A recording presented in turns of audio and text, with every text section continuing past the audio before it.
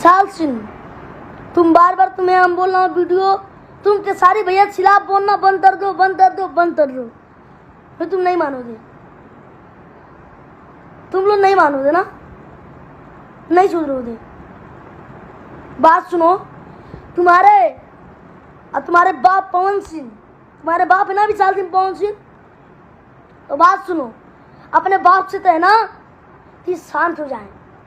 अपने बाप से तुम बोल दो कि शांत हो जाए। और तुम भी पवन सिंह, तुम मेरा वीडियो देखोगे तो सुन लो, विशाल सिंह तो चुप करा दो, ना विवाद होगा ना कुछ।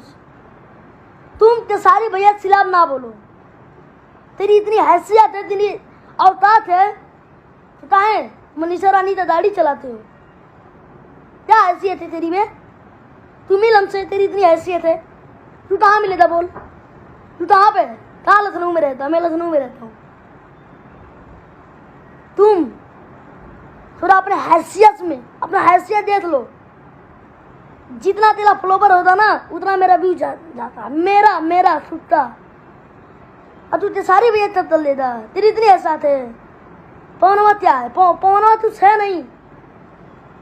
तुम बोलते हो मेरे नीचे हो, नीचे रहो दे। हट, ते सारी भैया जिंदाबाद है, जिंदाबाद रहेंगे।